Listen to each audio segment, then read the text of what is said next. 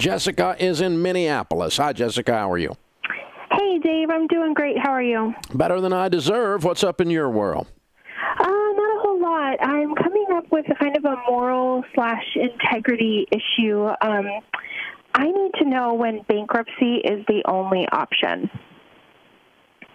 Well, I've been through it. Not proud of it.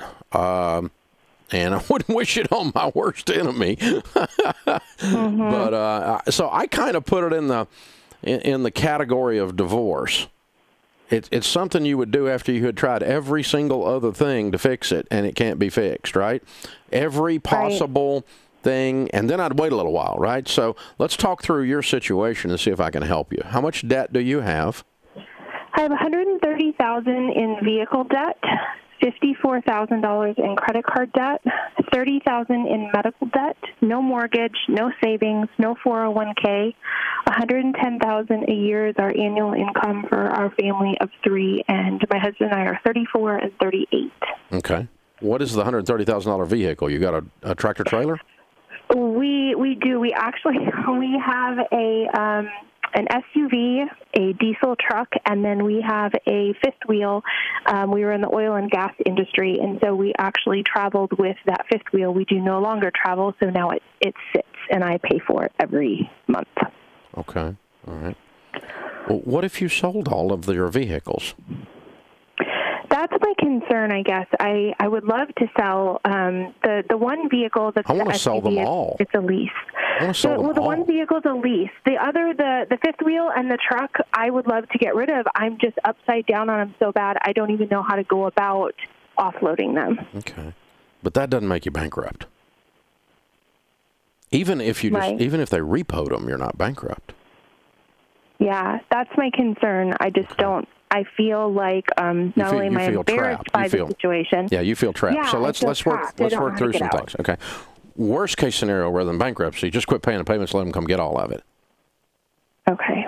And then deal with the repo. You got the money to do that. Cut up your credit cards as soon as you get off the phone. All of them. Don't even keep one. You suck at handling credit cards. Would you agree with me? Yes, I do. Bad. All right, good. And get on a written budget, every dollar, with your husband, and you two sit down and look at that. Now, let's start working on getting out of these cars. I'm coming up on a break. I'm going to hold you through because I've been as scared and stuck as you are, and I want to help you get out of this. So can you hang with me for a second? Absolutely, thanks. All right, we are talking to Jessica in Minneapolis, who is in a mess. $130,000 worth of cars, trucks, and fifth wheelers. $54,000 in credit card debt, $30,000 in medical, $110,000 income. Wants to know if she's bankrupt, and we said no.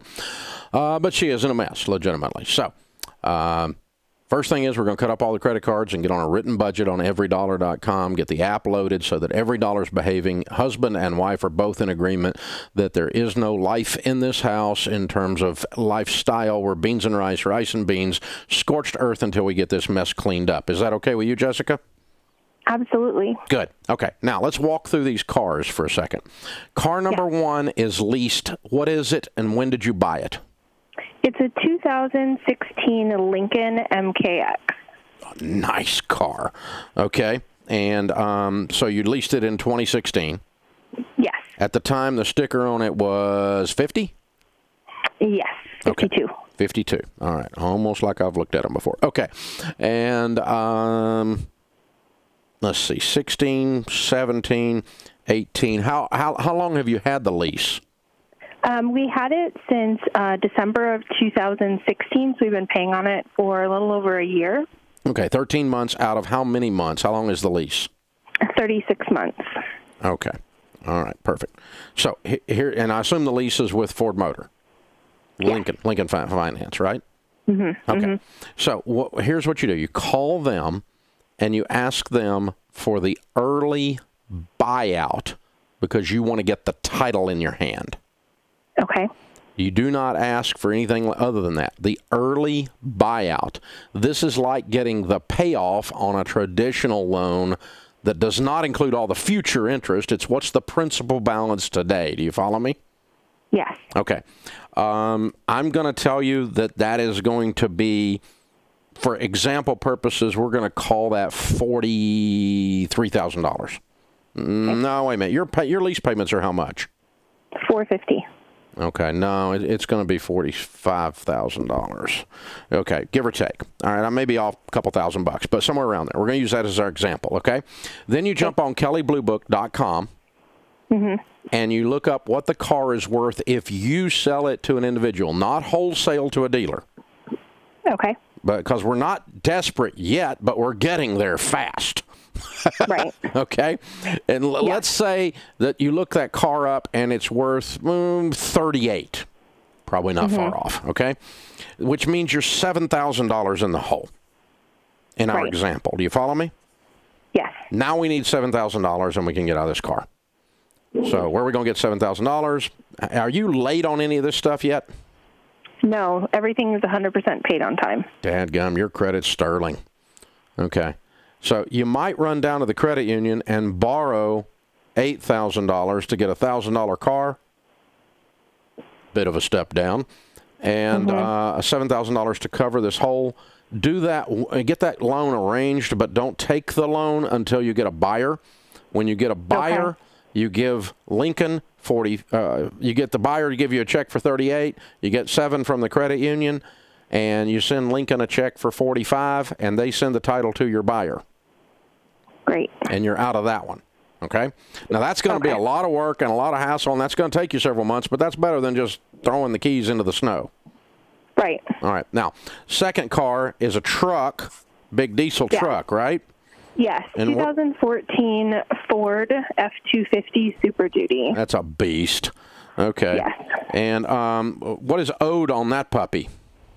$51,000. Got it. Okay. And have you looked up the value on it yet?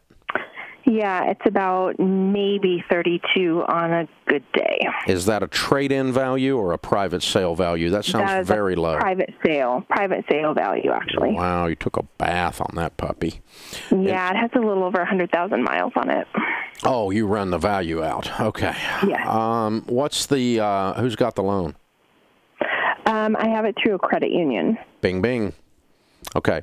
Mr. Credit Union Manager, I'm now sitting in your office looking across the desk at you.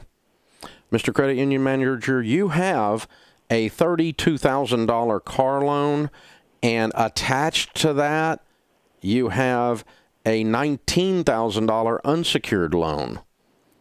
Because if you have a $51,000 loan on a $32,000 asset, 19 of it is unsecured. Would you agree with me, Jessica? Correct. Yes. Now, we've just got to convince Mr. Credit Union Manager of these actual facts, in which case he agrees that I'm trying to avoid bankruptcy. I talked to Dave Ramsey on the air. He said to work with you and pay you the difference and put that on an unsecured note, and you let us have the title when we get a buyer. And the same routine. So you're going to end up with a $7,000 note somewhere, or an $8,000 note. You're going to end up with a $19,000 note for the difference over at the credit union. And all of these holes that you're in are due to dumb moves that you made. I've done dumber moves. When I do stupid things and it costs me money, I call that stupid tax. You're going to write some checks for stupid tax over the next few years. Yes. Okay. Now, got out of those two. So I just took $96,000 and I turned it into $25,000